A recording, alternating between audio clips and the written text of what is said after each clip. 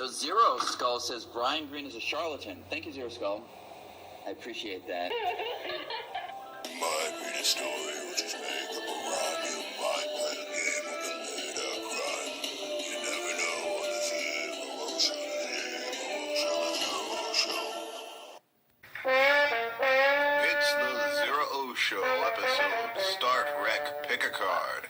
Major squeezings from contented tribbles.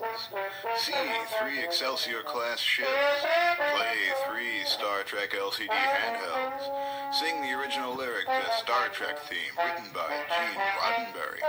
Reconsider the voyage home. And more. I might always be wrong.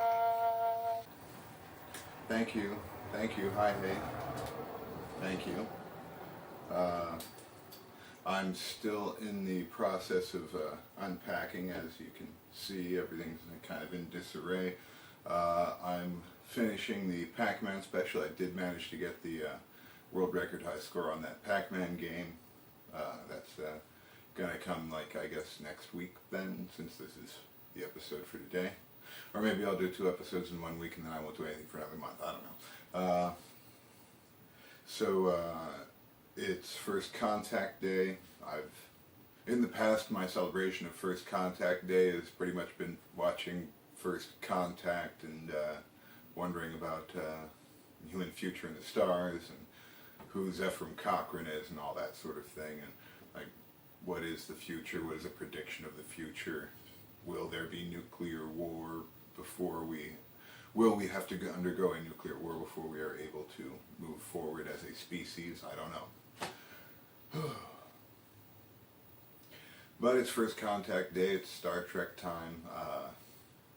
I am not a Trekkie, I am what Gene Roddenberry would refer to as a Trekkor, a casual fan. Someone who knows the characters and understands the plot to the story, but lets it go at that. And then of course there are Trekkies who like explore all the facets of the show, who become part of the show, who for this video would tap this and say, "Beam me up, O'Brien," and then they'd put in a special effect of themselves being beamed out. So this isn't like a Super Trek fan episode. This is just my fandom, how I like Star Trek. I'll show you some games, some toys, some miniatures, and we'll talk about Star Trek 4, The Voyage Home, which is my favorite Star Trek movie, really. I think it's a lot of people's favorite. Alright, well, stick around. I hope you enjoy the show. So this is the USS Excelsior, NCC 2000. Helmed by Captain Sulu.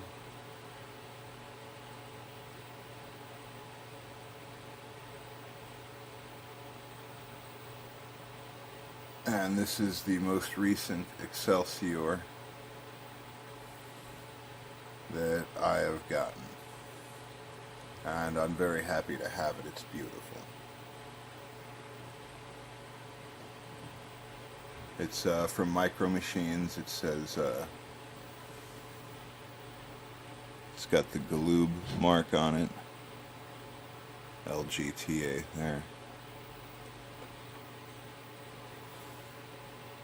And then this one is the same size, but it does not say that it's made by Galoob. It has no maker's mark on it, and I don't actually know who made it. I got this one because I thought I was getting the Excelsior, but it's actually the NCC 1701B, which is an Excelsior class ship. It was listed as USS or Federation Excelsior, and lower down there it's like Excelsior class Enterprise B, and I just saw the thing and it was like, oh, look at that, it's the Excelsior. But you can see that there are some structural differences between the Excelsior and the Enterprise B. There's these added sections here. there's this flared edge here, which is not on the Excelsior. And it's the same size, but it's not made by the same people, and I don't know who made it, but I am happy to have it. And then this is, of course, the USS Hood, which is the ship that transported much of the crew to the Enterprise, or transported much of the crew to Farpoint Station, where they were transferred to the Enterprise D. There's the Enterprise D back there in battle against the Klingons. And the Hood is from the Playmates Star Trek Inner Space collection. It's got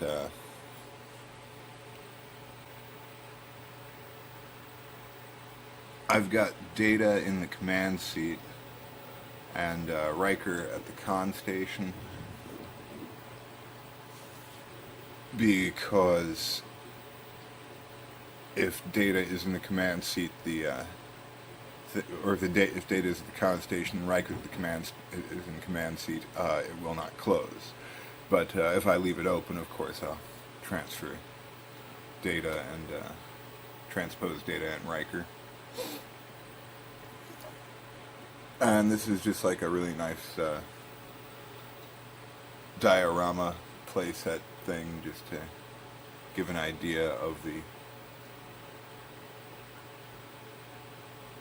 sort of location these guys have to work in. This is much more like a tin can, like a modern era spacecraft than the futuristic thing that we would expect. It's got this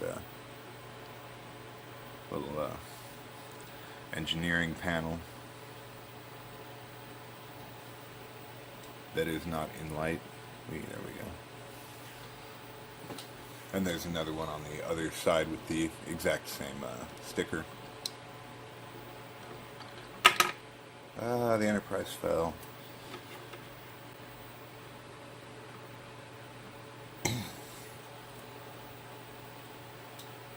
As you see there. And through the view screen, we've got a Klingon bird of prey. I've got two birds of prey back here. So if we rotate this and bring it around, I guess the Enterprise doesn't actually need to be in the shot. Rotate that to there.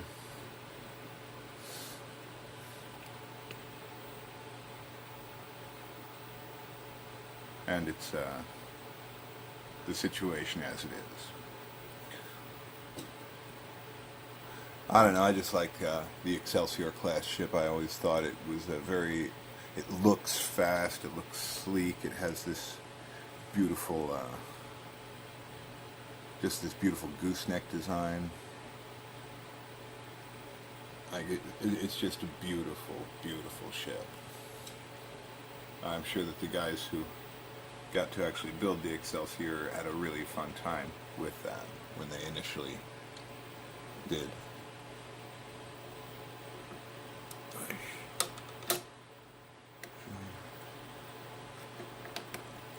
Closed. And so we've got the Hood, we've got the Excelsior, and the Enterprise B.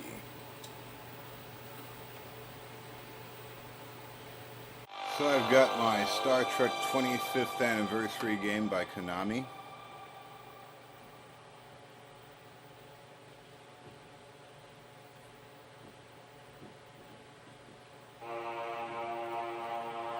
This is a notoriously difficult game.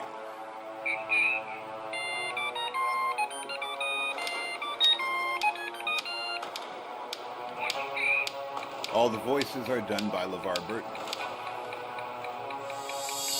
Even That's Illogical and Beam Me Up, Scott.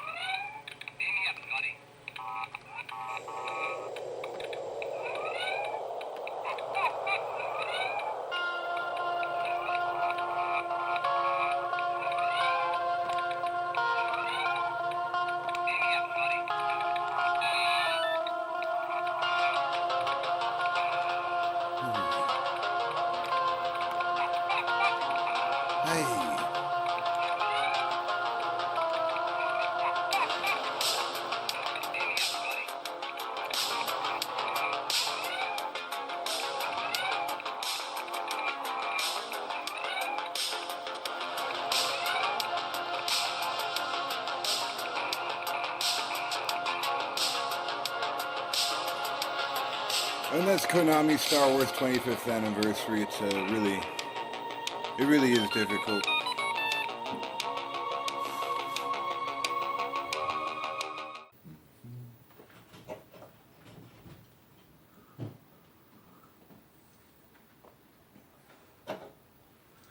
So in a previous episode, I talked about Star Trek IV: The Voyage Home and how Spock was really the only person, not only who was necessary, but the only person who could actually have done anything, because it was he who identified that it was the whale song, it was he who figured out when that particular whale would be alive, it was he who convinced who convinced Kirk to try the time travel thing. It was he who mind melded with the whales to prepare them for the incredible experience of being teleported onto a spaceship and then doing time travel. And it was Spock who figured out that they could use radiation leaked from a nuclear sub to re-amplify dilithium. So really Spock was the only person who was necessary to actually complete the mission, aside from those who were necessary to like negotiate and interact with humans on more than a superficial level. Like they had to,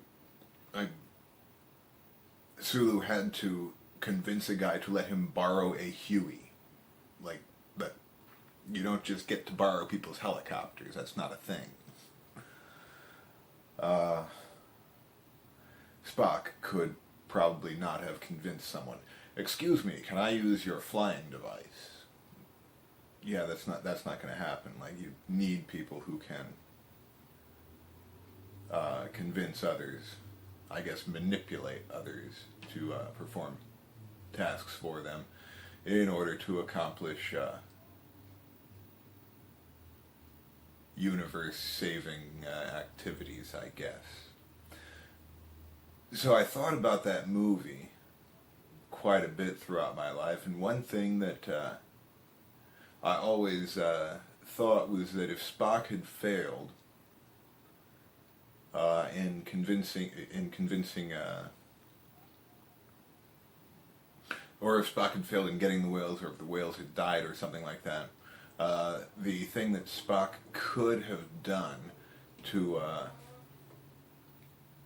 get the whales to the 23rd century would be to, in the 20th century, create like a movie about saving whales that would create like a cult-like standing around the safety of whales, just based on his own love and understanding of whales. And he could have like produced a movie about time travel and the need for these whales and the importance of them to the future, so that even if he completely failed at achieving his goal of bringing the humpbacks back to the 23rd century, people in the 20th century would act to save the whales and preserve them and make sure that those cetaceans would still be alive in the 23rd century, thereby completely changing the future and making it unnecessary for the Enterprise to have gone back in the first place.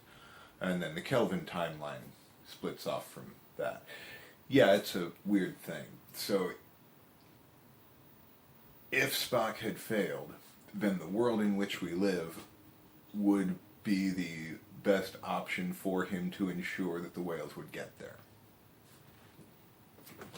I don't know, it's just one of those other things about Star Trek Voyage Home. That's just my favorite Star Trek movie. Happy First Contact Day.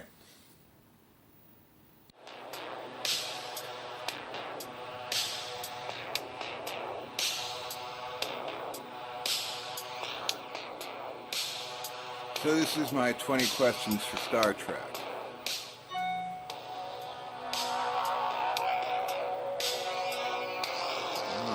Okay. Is it a place? What should I go for? Let's go for Reginald Barclay.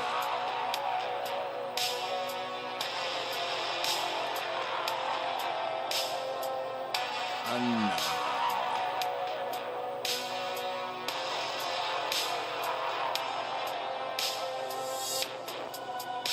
Yes.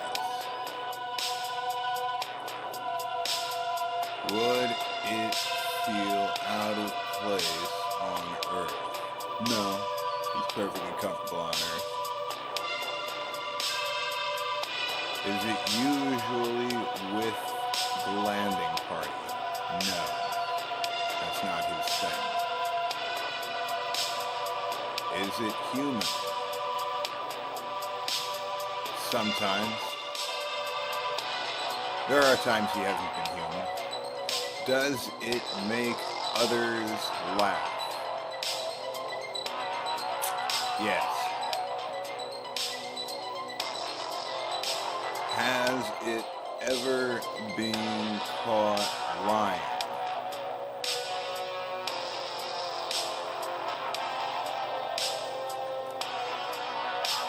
I think he has, but I'm not positive. I'm going to say no. Has it ever used the holodeck? Yes. Has it made great contributions to space exploration?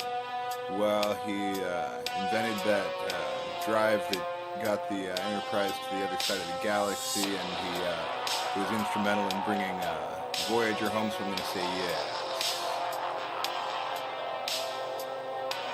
Does it lead a complicated life? Sometimes.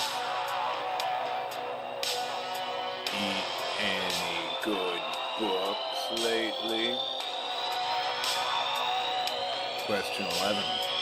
Has it ever been beamed aboard the Enterprise? Oh yes, he's had some really neat experiences with being beamed aboard the Enterprise. Question 12. Does it stand out in a crowd? Sadly, no. Does it have an interesting name?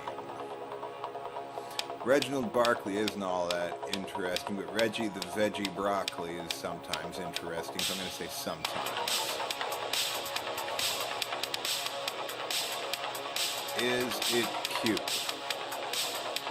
Yes. Does it help people get places? Has been known to. Is it ranked higher than a lieutenant? No, he is in fact Lieutenant Reginald Barclay. I can tell you did poorly at the academy. Well, I didn't go to the academy. I went to the Daystrom Institute. Bleh. Question 17. Does it prefer to work alone? Sometimes. I don't think he actually prefers that, but he winds up that way. Is it close to its family?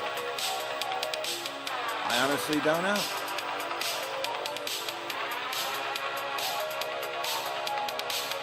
Is it always getting into trouble? Yeah, kinda. Did it ever compromise a crew's safety? Well, he developed a disease that caused everyone on the Enterprise to devolve into yes. This should obviously be Reginald Barclay. Stand by to receive transmission. No. Although I can see how that would be confusing. Is it involved in a romance with a crewmate? No, but it did make a pass at unknown.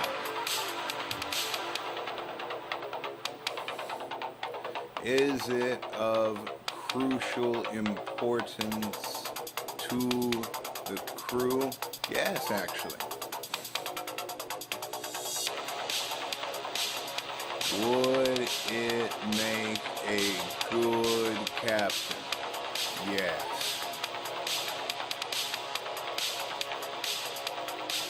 Has it ever considered leaving the Enterprise?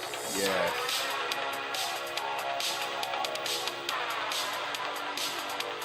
Does it wear a red shirt? No. The time for games is over. It's Reginald Barclay. Yes, you got it. To deny the facts would be illogical. I win. Resistance is futile.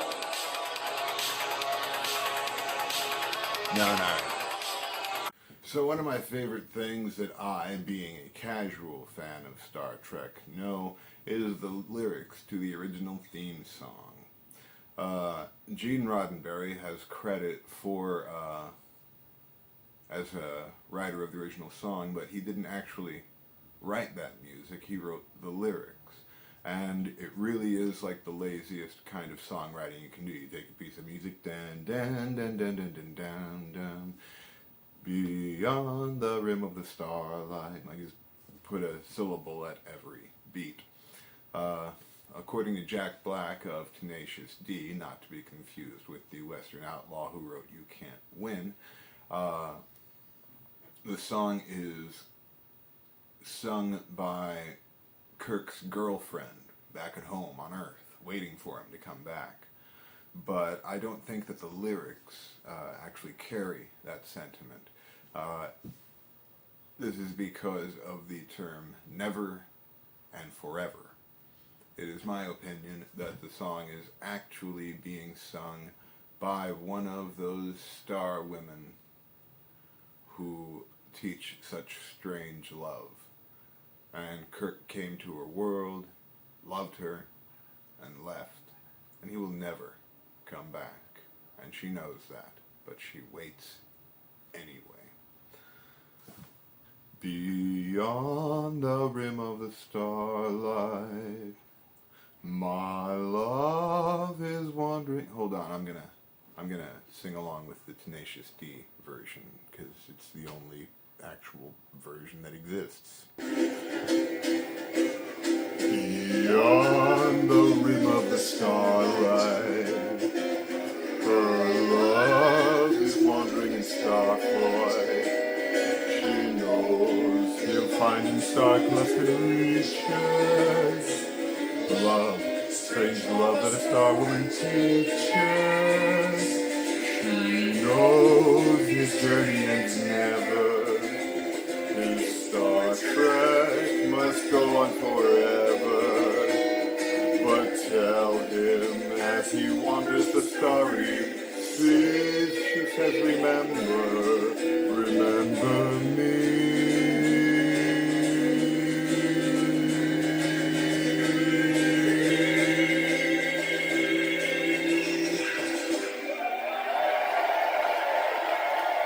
And that's Star Woman, lyrics by Gene Roddenberry, performed by Tenacious D and Sonic Spunk, because I felt like it. So I've got my Star Trek The Next Generation Tiger electronic handheld game. Let's play this thing.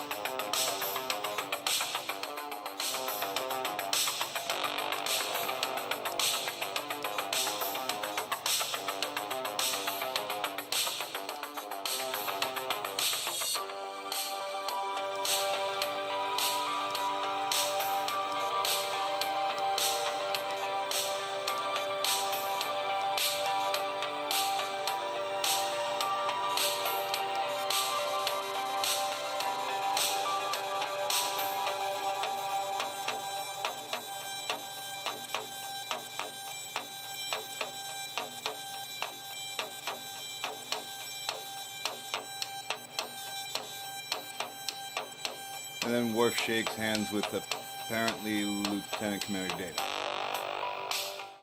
Well, that's my special Star Wars episode. Star Trek?